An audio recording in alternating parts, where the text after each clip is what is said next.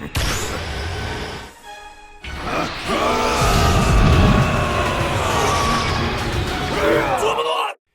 it is that time again. And I'll be honest with you, I don't know why I keep getting up and walking away from the camera and I come back down for like the dramatic intro. Because it's not like I'm walking around and turn the camera on. I'm just literally walking away to sit down with a dramatic effect.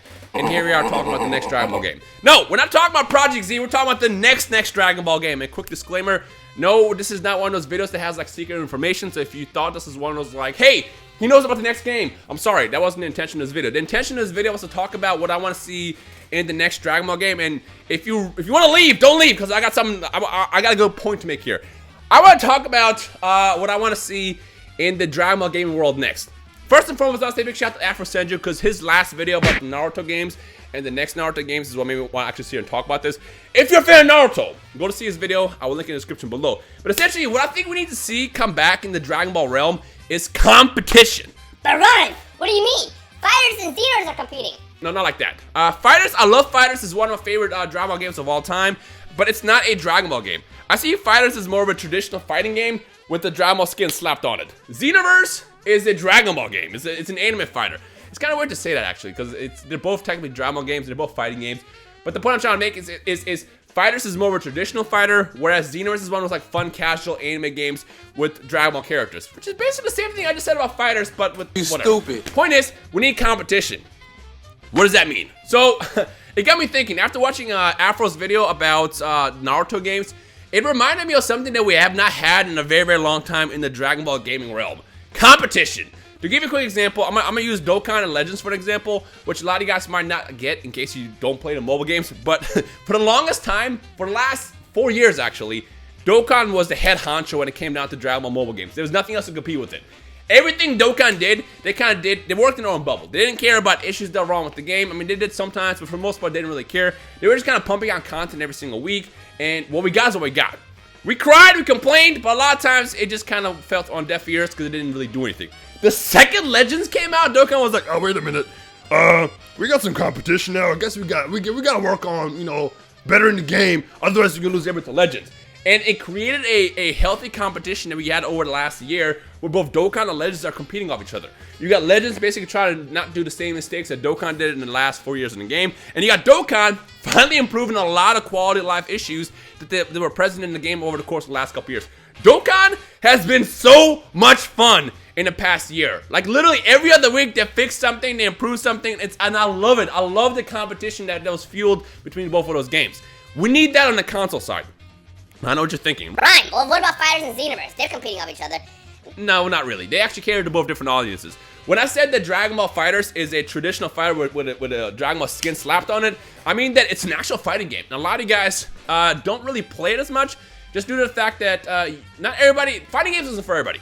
A game like Xenoverse is more of a casual fighter where anybody can pick it up and just kind of play. You can get pretty good at it, but for the most part, it's a casual game that doesn't require you to basically like really overwork your brain to figure out how to do certain moves. In fighting games in general, in fighters, you kind of got to work on labbing the character, understand the frames. There's a lot that goes into it, and that ultimately leads a lot of like casuals, we call them, to drop fighting games. That's why every single year when a new fighting game comes out, the developers always try to figure out a way to make it casual friendly, and then they make like a curve where you can get pretty good at it. I love fighters for doing that because it's very casual friendly, but at the same time, it can be very competitive and it gives you a lot to actually learn. But still, that's not enough to like latch on to a lot of casuals. Therefore, a lot of people tend to just leave fighters and go play other games, like Xenoverse, for example. What I want to see come back is the Budokai versus Tenkaichi era that we had in the PlayStation 2. Think about it. Because every other year, we had a different game back in the PS2 days. We had Budokai, then Tenkaichi 1 came out, then Budokai 2, then Tenkaichi 2. It went back and forth. Speaking of which, I got the game right above me, Tenkaichi 2 right there. What happened is between both, who was it at the time? I think it was Atari and Spike. I might be wrong with that. I forgot who the original developer was. Was it Dimps? I don't remember. We had two developers essentially going back and forth and improving both games, and in between, one game was being out, the other game was being worked on by the other developer. What this allowed the developers to do is have more time to kind of like perfect the game and release his next sequel. And in case you guys didn't know, right now, the reason why anime games tend to just be so unfinished and broken at launch is because they don't have enough time to release the games. Because of licensing issues, they have to basically pump out a game in pretty much every single realm once per year. That's why you had a Naruto game almost every single year for the past couple years. Same thing with Dragon Ball. You can expect the Dragon Ball game to come out every single year just due to the fact that that's how the licensing works. If they miss dates, they being Bandai, is actually at risk of losing the license, and then someone picks it up, and bam, now they can't make money off of Dragon Ball games anymore because someone else bought the license. That's why these games come out unfinished sometimes. So what I want to see come out is, and this is going to be surprising a lot of you guys, I do not want to see Xenoverse 3 be the next Dragon Ball game after Project Z. But why, Ryan? Xenoverse 3 could be like the savior.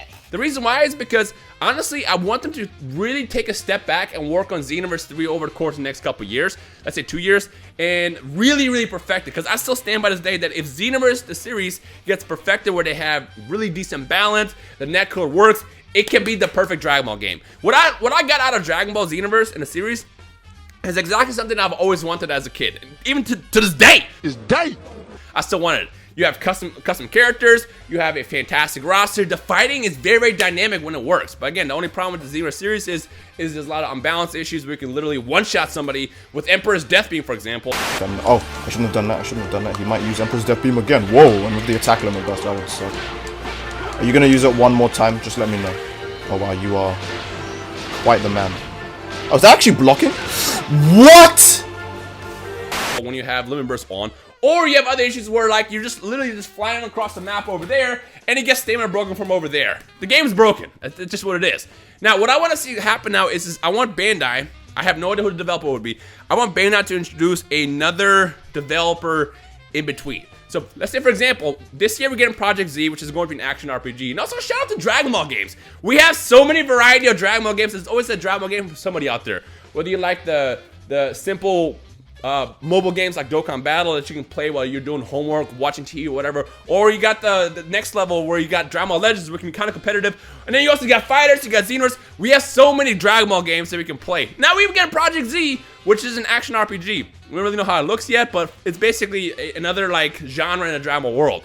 What I want to see happen next year is I want them to introduce a brand new Dragon Ball game that's on the competition of Xenoverse. Because what I want them to do is I want them to bring back the era, like I said, of the PS2 days, where they had competition between Budokai and Tenkaichi, and every single year when a new game comes out, they get that extra buffer to work on the next game and kind of like fix all issues while another game is being worked on. Remember, these are two different developers. This is not just Bandai publishing it. In case you didn't know, Bandai doesn't actually develop usually. They have developers that work underneath them, and then Bandai publishes the game. Now, let's say we have Dims working on Xenoverse 3 next year, right? The year after that could be, I don't know, ArcSys working in the next 3D arena fighter for Dragon Ball games, because they are actually diving into the 3D arena fighting game era. They are working on Kill la Kill right now. Imagine if ArcSys was working on a in-between 3D fighter for Dragon Ball that they release in between each year. So like, let's say one year we get Xenoverse 3, next year we get the ArcSys 3D Dragon Ball game, then we get Xenoverse 4, yada yada yada. What this does is it allows both games to compete with each other, fix the main issues that people are complaining about, because at the end of the day, both developers want their games to sell. And what's happened is at that point, they can't get lazy with it. Because if you think about it, in the Xenoverse realm, all we had prior to Fighters in the last couple years was just Xenoverse. We exited the Battle of Z era, and we went right into the Xenoverse world, and then from there became Xenoverse. And then even with DLC, Xenoverse. The second Fighters came out, if you pay attention, that's when Dips was all like, Hey, you know what? Maybe we should change a couple things. Granted, I'm still not a big fan of Limit Burst being added to the game. I liked it in the beginning, but now I'm not realizing how much I don't like it with things like Super Armor, yada yada yada. I talk about it in past videos, but the whole idea was, if you pay attention, the second Fighters came out, Dims was like, you know what? We should probably like do X, Y, and Z better. Now imagine if they had another 3D Dragon Ball fighting arena fighter, 3D Dragon Ball arena fighter game in between each year, competing with each other. That would be literally the definition of quality control. Like, both of those games would like strive to improve upon each other. That is how we get the Dragon Ball game that we want. So that's what I want to see. I don't want to see Xenoverse 3 come out next year. I mean, I wouldn't mind, but what I want to see is, in between it just being the Xenoverse series, I want something else that will compete with the Xenoverse series that allows both games to go off each other. You see what I'm saying? Because again, if you look at what happened in the PS2 days, which not a lot of you guys might have been around, but I know a lot of you guys have also, is we have Budokai, then Tenkaichi. Both of those games were fun for what they were, but they weren't that great. Then Tenkaichi 2 comes out and drops a bomb. Then Budokai 2 comes out, drops a bomb. Then Budokai 3 drops a bomb. Like, it was just going back and forth, and both games just kept getting better and better to the point where it became classic amongst the fan base. I want to see that come back in the Dragon Ball world as far as games. What do you guys think about that? Yeah. So again, shout out to Afro Senju. He's the one who was talking about Naruto games and he really made me think about this. And if you want to see his game or his video about his next Naruto game, I'll link in the description below. But like, which by the way, Naruto fans, I feel for you. Shinobi Striker wasn't really quite what it could have been, but you're probably overdue for a real fire Naruto game over the course of the next couple years, so fingers crossed there. But overall though, what I want to see is I want them to introduce another game that can compete with the Xenoverse series as far as like the casual 3D anime fighter that will cause competition between both games to basically improve them over time. That's what we need to come back. What do you guys think about that? Let me know your thoughts in the comment section below. Anyways, so yeah, that's just a quick video I want to talk about. If there's any other news that we get in regards to the next Dragon Ball game, Project E, stuff like that, I'll let you guys know over the course of the future on the channel. But other than that, as always, thank you guys for watching. Hit that thumbs up if you're excited about what we talked about. And I guess I'll see you guys in the next video. Peace.